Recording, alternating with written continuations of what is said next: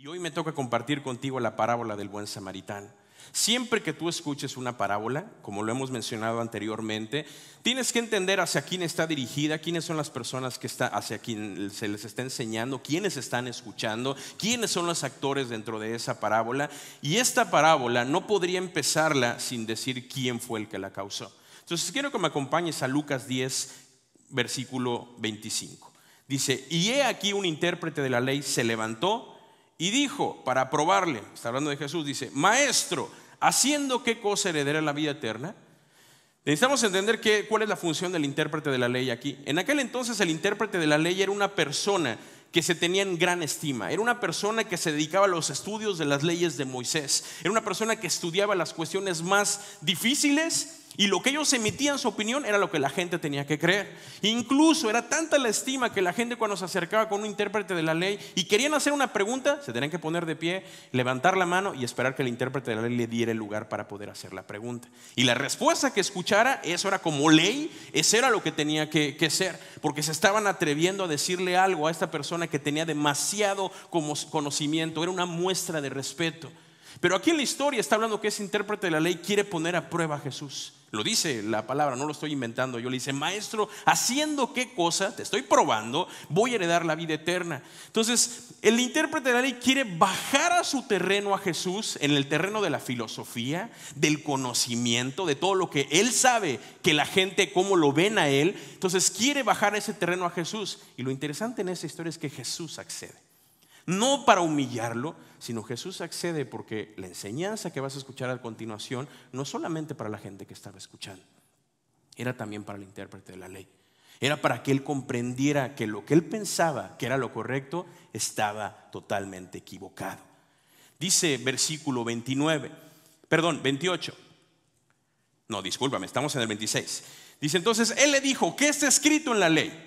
¿Cómo lo lees? Fácil, Jesús le hubiera contestado: ¿sabes qué? Pues mira a tu alrededor, ¿quieres obtener la vida eterna? Tú lo sabes. Pero le dice aquí, le contesta a Jesús de una manera muy peculiar. Dice: ¿qué está escrito en la ley? ¿Cómo es que tú la lees? Aquel respondiendo dijo: amarás al Señor tu Dios con todo tu corazón y con toda tu alma y con toda tu mente y con tus fuerzas. Dice: y a tu prójimo como a ti mismo. Lo que contestó el intérprete de la ley no fue algo que nada más él escuchó de Jesús. Jesús le pregunta, dice: ¿cómo lees tú la ley? ¿Cómo la interpretas? Y él da una cátedra y pone a muestra que de verdad él tiene conocimientos. Lo que le contesta el intérprete de la ley a Jesús está en 2 versículos en el Antiguo Testamento. El primero está en Deuteronomio 6:5. Dice: amarás a Jehová tu Dios de todo tu corazón, de toda tu alma y con todas tus fuerzas. Siguiente versículo, Levíticos 19:18. No te vengarás ni guardarás rencor a los hijos de tu pueblo, sino amarás a tu prójimo como a ti mismo, yo Jehová. ¿Quién está afirmando? Jehová. Pero en esos 2 versículos se resume lo que es la ley. En estos 2 versículos está hablando acerca de amar a Dios y de amar al prójimo. Pero ahorita vamos a hablar acerca de lo que es el amar al prójimo, que es el intérprete de la ley donde tenía un conflicto. Aquí se resume la ley. Incluso hoy te voy a decir como le enseñan a tus hijos en la escuelita bíblica de vacaciones. Eso tiene que ver en el resumen de la ley, lo que son los 10 mandamientos. En otra ocasión lo hemos enseñado, hoy no voy a tomar mucho tiempo en eso, pero vas a ver una imagen ahí. Los 10 mandamientos, los primeros 4 hablan acerca de amar a Dios, por si nunca lo habías visto en esta manera. Los primeros 4 hablan acerca de amar a Dios y los siguientes 6 hablan acerca de amar a nuestro prójimo. Aquí se resume la ley. Son 10 mandamientos, pero se resume en eso: amarás a Dios y entonces tú puedes amar a tu prójimo. Dicho de otra manera, si Dios es primero en nuestras vidas, amar al prójimo es sencillo, es cotidiano, es algo normal para nuestras vidas. Continuamos con la historia. Lucas 10:28 dice: Jesús le dice y le dijo: bien has respondido. 10. Respondiste completamente perfecto, tú sabes todo y lo has interpretado. Dice: sacaste un 10 en esto, bien has respondido. Pero Jesús agrega algo que de alguna manera movió por completo al intérprete de la ley. Dice: bien has respondido, haz esto que estás tú diciendo y vivirás. Te digo una cosa, el intérprete de la ley sabía. Él decía: eso es lo que yo creo, es como mi argumento, eso es lo que yo he creído toda mi vida, para esto me he preparado, para eso discuto con mis demás colegas, esto es lo que yo sé y no lo vas a destruir. Jesús le está diciendo: haz lo que me estás diciendo que tú has leído y que crees. Y entonces vas a vivir como diciendo, entonces no estoy viviendo porque no estoy sirviendo a mi prójimo. Por eso la contestación inmediata, no colérica, pero sí una respuesta inmediata del intérprete de la ley nuevamente, dice Lucas 10:29. Pero el intérprete, queriendo justificarse a sí mismo, le vuelve a decir a Jesús, ¿y quién es mi prójimo? Y entonces aquí es donde entra una cosa bien interesante. En otras palabras, el intérprete de la ley le dice, ¿a quién debo de amar, Jesús? Para el maestro de la ley tienes que entender que para ellos el amar al prójimo, para ellos era un camarada, un compadre, otro judío, alguien que incluso si fuera un extranjero pero que vive en su ciudad, esos eran su prójimo. Si alguien estaba en necesidad, ese era su prójimo. Pero alguien que no pertenece al redil, alguien que no es de su familia, alguien que no es camarada, alguien que no es paisano, ese no pertenece. Para el judío, o en este caso para el intérprete de la ley, tenía que ser alguien, su prójimo era alguien que fuera recto, consagrado, justo. Ese era su prójimo.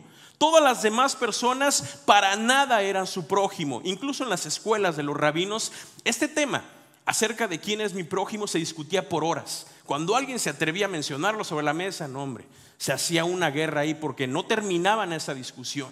Para los intérpretes de la ley, los pecadores, las prostitutas, los publicanos, los samaritanos en especial, pon atención en esto, los samaritanos eran tratados como perros. Es más, un intérprete de la ley con otro intérprete de la ley, no es un chiste, pero entre ellos si le decía, eres un samaritano, era el peor insulto. Así que en tu país tradúcelo, en cuál es esa palabra que le dices uno a otro como camaradas. Bueno, entre ellos decir, eres un samaritano, era gacho decirle eso de verdad.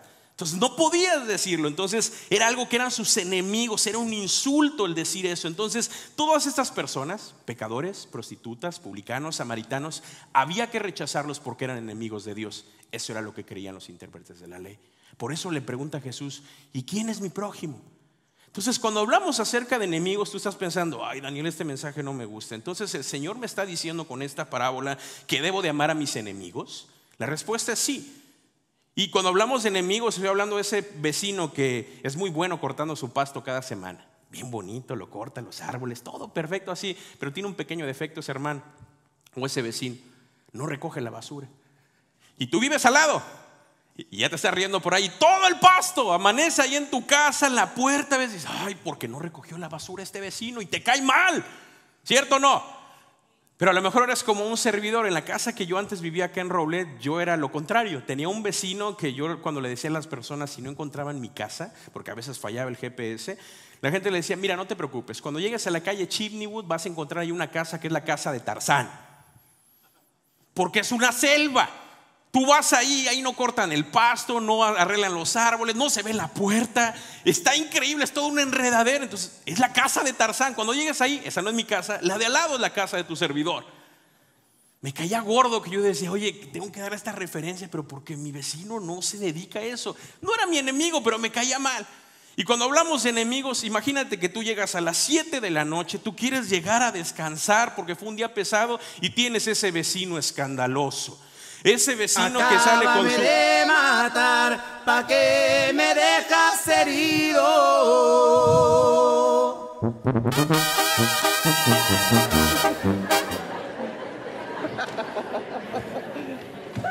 Y ni es viernes, ni es sábado. Pero ese vecino llega a las 7 de la noche y está poniendo su escándalo. Son 3 de la mañana y tú estás, ya, Señor, transfórmalo, conviértelo. Bueno, Dios te está llamando a que ames a tu enemigo. Y algunos también se rieron por ahí, se camuflajean, pero se me hace que tú eres el que pones esa música. Esa es la primera historia. Eso es lo que da pauta a lo que es la parábola que pronuncia Jesús. Aquí viene lo bueno, iglesia, así que no te pierdas esto, pon mucha atención. Jesús a continuación dice esta historia, esta parábola donde hay 3 personajes de cómo actúan frente a una necesidad, así que pon mucha atención. Lucas 10:30, versículo 30, dice, respondiendo Jesús dijo, un hombre descendía de Jerusalén a Jericó y cayó en manos de ladrones, los cuales le despojaron e hiriéndole se fueron dejándole medio muerto. Otras versiones dice que lo dejaron semidesnudo. Si fuera la versión de Daniel es que le dieron una paliza, casi lo dejaron ahí muerto, agonizando, desnudo por completo. Una gran paliza le dieron a esta persona. Ahora la historia no nos dice quién era esta persona, no nos dice si era judío, no nos dice si era un samaritano, no nos dice si es un extranjero, pero sí nos dice que es una persona ¿en qué? en necesidad. Nos dice claramente que es una persona que necesita ayudas a gritos. Ahora, no nos dice por qué esa persona pasó por ese camino. ¿Qué tal si le debía dinero a las personas que lo golpearon? No lo sabemos, no dice nada de eso, pero nos sigue diciendo la historia aquí Jesús a través de esta parábola que era una persona en necesidad. Aquí voy a hacer una pausa. Cuando se trata de ayudar a los demás, no estés cuestionándote. No estés cuestionándote si merece la ayuda a la persona o no. Porque a veces somos muy buenos diciendo, está muy joven, está pidiendo dinero, ¿por qué debo de darle? Puede trabajar. Desde ahí, cuidado, iglesia. Por ponerte nada más un ejemplo. Aquí nos está poniendo una persona que tiene una necesidad. Si Dios te está hablando que tú lo ayudas, hazlo. Sé obediente al Señor. A ti no te importa si esa persona hace buen uso. Imagínate nosotros aquí en la iglesia cuando vienen a pedir ayuda, que digamos, tú sí, tú no, tú no mereces, tú casi no vienes aquí a la iglesia. Imagínate que fuéramos así. Tenemos que ayudar al prójimo, ayudar a las personas que están en necesidad. Aquí es donde viene lo interesante. Ya hablamos acerca de la persona que no se dice mucho, repito, simplemente es una persona que fue golpeada y está en necesidad. Versículo 31 dice: aconteció que descendió un sacerdote. Aquí está el primer personaje. Descendió un sacerdote por aquel camino y ¿viendo a quién? Al herido. Dice, y viendo al herido pasó de largo. A ver, déjame entender un poquito eso. Cuando hablamos de un sacerdote en nuestros tiempos, estamos hablando de una persona que está sirviendo al Señor. Estamos hablando de un pastor. Estamos hablando de una persona que se espera que él tenga contacto con las demás personas y que se atreva a servirle a los demás, a la comunidad, ¿cierto? Pero aquí dice la historia que el sacerdote pasó por aquel camino y lo vio. No es como si se tropezó con él o si venía pajareando, venía orando y adorando al Señor y no vio a la persona herida. Lo viene registrado y dice que lo vio en el camino y prefirió seguir de largo. ¿Por qué no se detuvo? ¿Por qué no hubo esa compasión? ¿Acaso estaba demasiado ocupado? No sabemos si la persona iba a oficiar alguna cosa en el templo. No sabemos si venía de haber hecho sus labores en el templo. No lo sabemos. Lo único que sabemos es de que él pasó por ahí. Y cuando dice que el hombre venía descendiendo de Jerusalén a Jericó, no te pierdas esto. Es una distancia de 27 kilómetros actuales. No es como de aquí, ir aquí a la tienda que está aquí a un lado. Eran 27 kilómetros. Entonces quizá él dijo, me voy a tardar en llegar si atiendo a esta persona, mejor me voy. Motivos pueden sobrar. Tú puedes pensar en muchísimas hipótesis aquí de por qué no se detuvo la persona. Pero el hecho es de que no hizo nada, prefirió seguir de largo. Dos preguntas. ¿A quién servía este sacerdote? ¿A quién servía el sacerdote?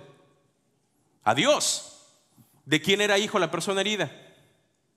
De Dios. ¿Por qué no detenerte? Si le sirve a Dios, si es hijo de Dios esa persona, ¿por qué no detenerse y ayudarle? Pero decidió no hacerlo. Versículo 32 dice, asimismo un levita, otro personaje, llegando cerca de aquel lugar y viéndole, pasó de largo. Aquí hay algo muy importante. Uno puede decir, se repite lo mismo que el sacerdote. Sí, en cuanto a que no hizo nada. Pero aquí hay otra cosa muy especial con el levita. Pero antes de decir qué cosa, te quiero decir quiénes son los levitas. Los levitas no creas que solamente son los que están tocando acá en la alabanza. Los levitas son aquellas personas que tenían un cargo, que servían en la iglesia. Hoy en día puede ser un ujier, una persona que está enseñando, una persona que está haciendo algo ya sea afuera o adentro para servir al Señor.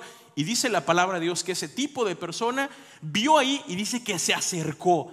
Aquí ya no hay pierde. Aquí lo ves de lejos a los 10 metros y lo ves como que moribundo. Dices, no, es que si lo toco, déjame decirte algo que tiene que ver con los sacerdotes y los levitas. La ley decía en Levíticos que si ellos tocaban algo impuro, ellos quedaban impuros. La ley decía que si tocaban sangre tenían que entrar en un rito de 2 o 3 días para purificarse. Peor aún, si cuando llegaban tocaban el cuerpo y ya estaba muerto, tenían que purificarse por 1 semana. Y aparte de eso tenían que rasgar sus vestiduras a los sacerdotes y eso les costaba dinero. Y repito, si iba a trabajar al templo, pues se iba a fastidiar todo en su andar. Hay muchas razones aquí, pero el levita tampoco decide hacer algo. Pero lo curioso aquí es de que él lo vio. ¿Cuántas veces estamos frente a personas y lo ves de lejos? No pasa nada, pues otra persona lo va a ayudar. Pero acercarte un poquito más, unos pasos más y ver la necesidad y no hacer nada, algo no está bien.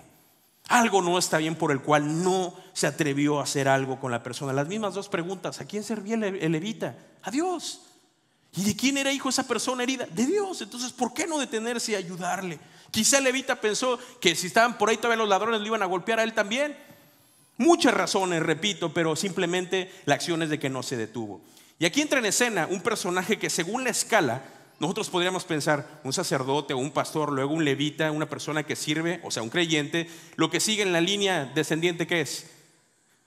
Un judío no creyente, una persona que nada más es parte del redil, ¿no? Pero que prácticamente, o sea, no es un creyente. Pero Jesús va mucho más allá que eso, baja la vara todavía muchísimo más y pone en escena a un personaje que es enemigo de los intérpretes de la ley, enemigo de los judíos, y dice en versículo 33 al 35: pero un samaritano que iba de camino vino cerca de él y viéndole fue movido a misericordia.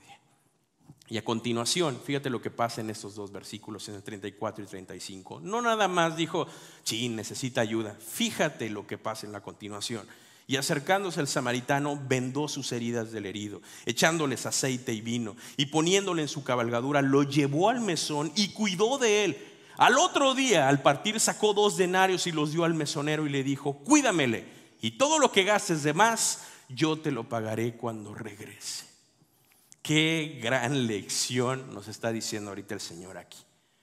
Si tú quieres realmente amar a tu prójimo, a tu enemigo, porque aquí en este caso es su enemigo, podemos aprender bastante acerca de lo que es esta persona, lo que es el samaritano. Y yo sé que tú estás pensando, pero ¿para qué ayudo, Daniel? ¿Cuál sería mi motivación? Yo quisiera que cuando ayudo se viera como una buena obra, las demás personas se enteren y que a mí me vaya bien, porque yo soy bueno, Daniel, yo soy bueno apoyando a las demás personas. Si tú estás esperando algo a cambio, déjame compartirte algo que está en Lucas 6, 35, 36. Está hablando Jesús y dice, amad pues a vuestros enemigos, haced bien y prestad, no esperando de ello nada, y vuestra recompensa será grande y seréis hijos del Altísimo, porque el que es benigno para con los ingratos y malos. Sed pues misericordiosos como también vuestro Padre es misericordioso.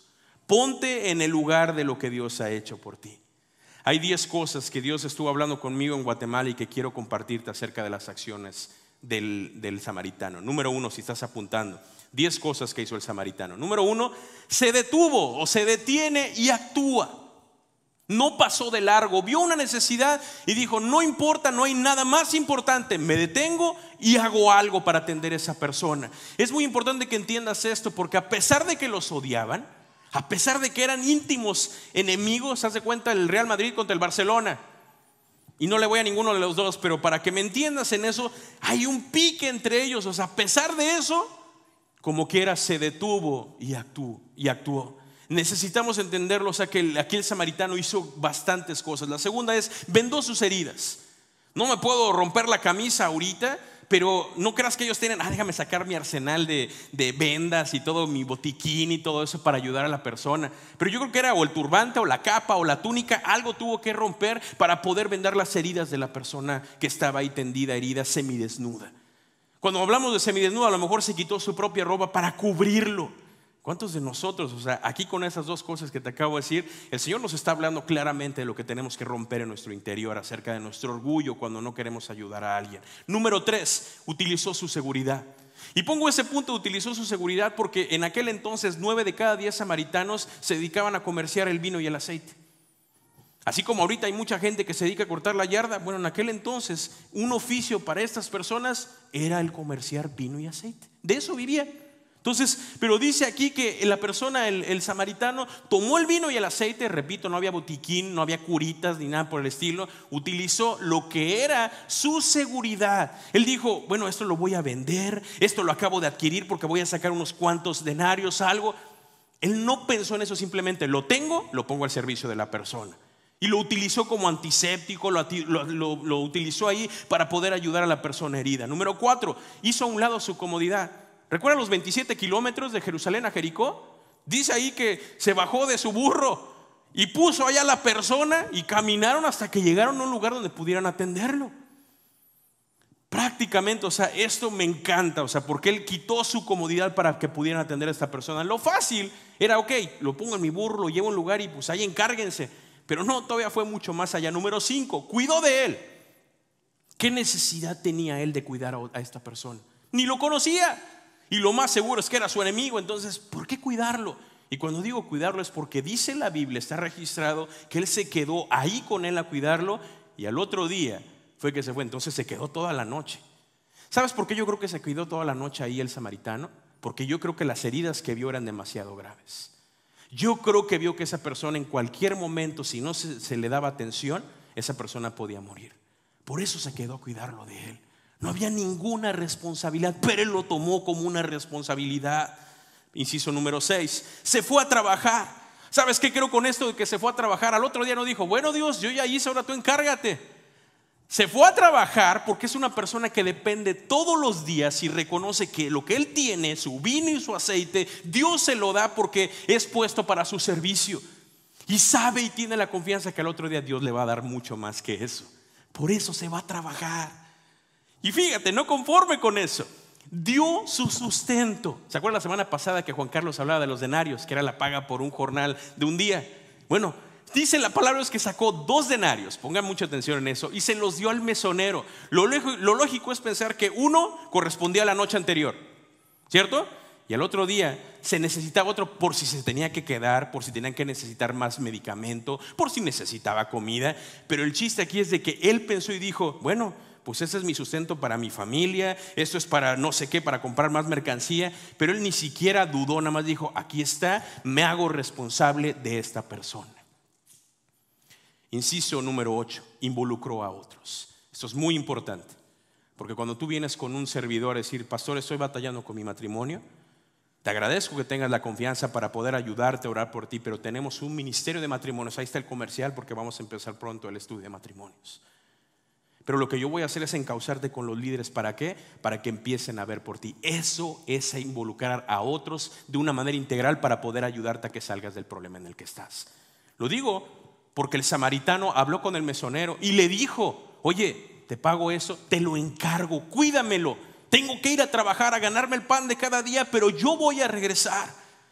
Y ese es el punto número 9, fue una milla extra. Le dijo al mesonero, lo que tú ocupes, yo voy a trabajar, yo voy a regresar y te lo voy a pagar. Ya en otras predicaciones Dios nos ha hablado acerca de la milla extra, pero muchos de nosotros hacemos lo indispensable nada más. Pero aquí de una manera cronológica podemos ver cómo el samaritano fue, pero no una milla, 5 millas más, de ir y realmente asegurarse que la persona fuera transformada. Y por último, esto no lo dice ahí en los versículos, pero yo creo que esta persona arriesgó su vida. ¿Sabes por qué? Porque imagínate, lo venda sus heridas, le pone aceite y vino, lo pone en su cabalgadura, caminan 27 kilómetros, llegan a la otra ciudad, sea cual sea Jerusalén o Jericó, llegan ahí. ¿Tú no crees que las demás personas que están ahí son judíos? ¿Tú no crees que lo pueden ver? ¿Por qué traes ahí una persona? ¿Qué le hiciste? Ellos no saben que estaba tirado. Las demás personas pueden pensar que él lo golpeó y por ley ahí lo pueden matar. Entonces arriesgó su vida, él no le importó su pellejo. Él simplemente dijo, hay una necesidad, yo voy a hacer lo que a mí me corresponde para poder ayudar a esta persona. ¿Amén? ¿Si estamos aquí o no? Todos estos, cierto, no fueron actos de amor. Pero cuando es un acto de amor, son actos que te cuestan. Hay un sacrificio para cuando tú vas a ayudar a otros. Pero la pregunta del millón aquí es, ¿por qué lo hizo? Si es un acto de amor, es un acto, o sea, que le está costando demasiadas cosas, como puse en estos 10 puntos, pero ¿por qué lo hace? Y la respuesta está en el versículo 33. Dice que el samaritano venía por el camino y vio la necesidad, se acercó, y hay una frase ahí muy bonita. Dice, fue movido a misericordia. Iglesia, cuando yo veo este versículo de fue movido a misericordia, no puedo dejar de pensar en lo que el Señor ha hecho por nosotros. Hay una parábola que es la parábola del hijo pródigo, que yo lo llamo la parábola del Padre misericordioso. La vamos a estudiar después, no quiero darte mucho de esa parábola, pero al final dice que el hijo pródigo, después de que se gastó todo, hizo todo lo que él quiso, regresa, ¿y quién es el que corre a abrazarlo? El papá. Por eso lo llamo la parábola del Padre misericordioso, porque él fue, lo abrazó, y así es como el Señor hace con nosotros. Y dice aquí la palabra que el samaritano fue movido a misericordia. A continuación le contesta Jesús al intérprete de la ley, versículo 36. ¿Quién pues de estos 3 personajes te parece que fue el prójimo del que cayó en manos de los ladrones? Jesús lo cuestiona, le dice, ¿quién crees? Y fíjate lo que pasa en el versículo 37. El intérprete contesta, él dijo, el que usó de misericordia con él. Ni siquiera se atreve, para que veas el odio hacia los samaritanos, ni siquiera se atreve a decir, el samaritano Jesús. Le dice, el que usó misericordia con la persona que estaba herida, porque no se atreve a decirlo. Para Jesús es suficiente, pero lo que no sabe la persona, el intérprete, es que con esa respuesta él se estaba incriminando solo. Lo que él pensaba estaba totalmente erróneo. No eran sus paisanos los que tenía que ayudar, no eran su familia, sus camaradas. Era cualquier persona que estuviera a su alrededor, aunque fuera un samaritano, tenía que ayudarlo. Entonces su argumento que tenía, yo creo en esto, Jesús lo desbarató. Y Jesús le dijo, mira, ok, te voy a contestar con esta parábola porque lo que piensas no es correcto. Y Jesús lo desbarató por completo su argumento. Te digo una cosa, cuando termina esta historia le dice, el que usó misericordia con él, Jesús le contesta y con eso termino la historia, ve y haz tú lo mismo. Anteriormente le dijo, ve, haz esto y vivirás. Jesús se lo vuelve a mencionar. Una vez que ya le mostró la parábola, le dice, ve y haz tú lo mismo. ¿Sabes, iglesia? Hoy en día hay personas que han sido heridas, maltratadas, están pasando por situaciones difíciles, han sido golpeadas. El niño que ustedes vieron corriendo ahí en el video que puse al principio se llama Ovidio. Este niño transformó por completo mi vida. Por completo. Este niño va a perder su ojito izquierdo dentro de unos cuantos meses por el agua que consume. Toda su vida, él tiene 10 años. Toda su vida desde que nació ha tomado esa agua que les mostré. Cuando yo supe de esto, que incluso el promedio de vida en ese lugar que es el Chipiliná, en ese lugar el promedio de vida es 55 años por las condiciones de pobreza en las que están, yo no podía creerlo.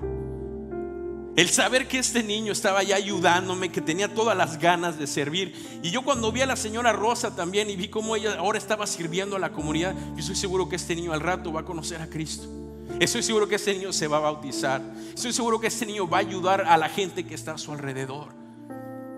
Pero te digo una cosa, la razón por la que te digo eso es porque yo fui para explorar una necesidad. Y yo sé que Guatemala no es el único país en necesidad. Tu país tiene necesidad, mi país tiene necesidad. Pero hay algo que yo había olvidado. Y cuando llegué allá, yo nada más me puse a pensar, este es un ejemplo nada más de lo que es el filtro de agua. Son cosas sencillas, pero el saber que va a transformar la vida de las familias allá en Guatemala es un privilegio.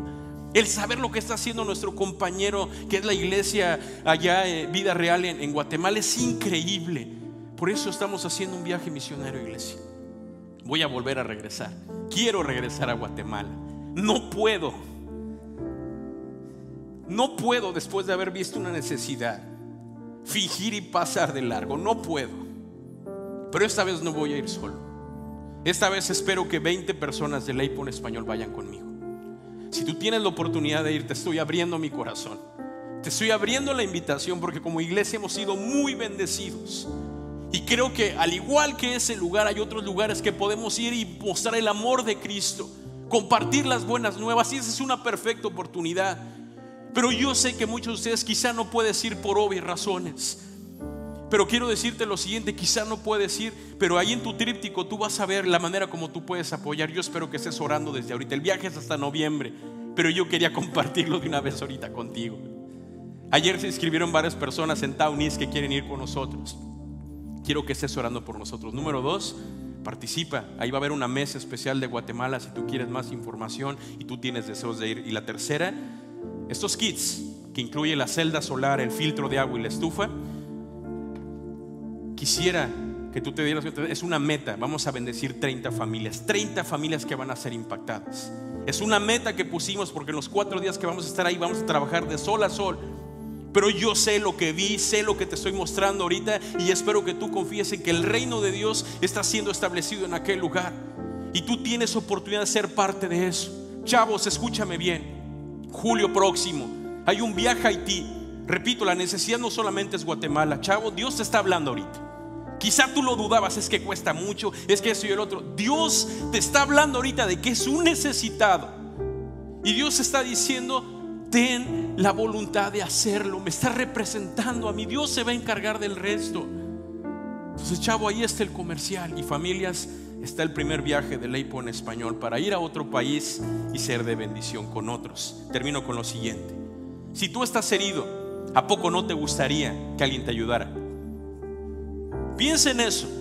Como cristianos, Dios está poniendo personas delante de nosotros en nuestro camino. ¿Y sabes por qué lo hace? Lo hace con la expectativa de que demostremos ser el prójimo que esas personas necesitan. Por eso lo hace. Dios no lo hace para que tú pases de largo. Has recibido el amor de Dios. Él te ha lavado, Él te ha restaurado y Él no siguió de largo. Él se detuvo y te está diciendo ahorita: ve y haz tú lo mismo. Vamos a ponernos de pie.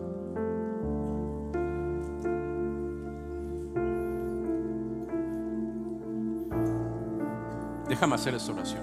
Padre, te doy gracias en este día. Oh Señor, tú eres grande, Señor. Bendecimos tu nombre, Señor, y oro, Padre, para que el día de hoy, Señor, tu palabra no vuelva vacía, Señor. Tú hoy has hablado, Señor, nos has mostrado, Señor, que debemos ser ese prójimo para las demás personas, no haciendo una distinción, Señor, sino simplemente, Señor, siendo obedientes a ti, Señor, y bendecir a los demás. Estoy seguro, Padre, que has hablado con algunas personas que están aquí para comprometerse en oración. Hay otras personas que Dios está sembrando en su corazón la oportunidad de ir, y no solamente gente de Guatemala, Señor, que puedan regresar a su país, sino la gente de las 3 congregaciones de Laipo en español. Pero también, Padre, el poder saber que como iglesia podemos adquirir esos 30 paquetes de familia y bendecir y transformar la vida de 30 familias para lo que es este viaje, Señor, te damos gracias por eso. También por esos chavos que van a ir a Haití, Señor. Pero también, Padre, aquí a nuestro alrededor hay necesidades inmediatas, Señor. Ayúdanos, Señor, a tener ese corazón para poder bendecir a otros, Señor, y comprender el tesoro, Señor, que acabamos de descubrir ahorita con esta parábola, Señor, de ser tu representante, Señor, de ser tu embajador, Señor, de ir y hacer lo mismo que tú harías, Señor. Te doy gracias, Señor. Bendice a las familias de Laipo en español. En el nombre de Cristo Jesús te lo pido. Amén. Hoy tenemos taller de membresía. Aquí hay un stand de Guatemala. Que Dios te bendiga. Nos vemos la próxima semana.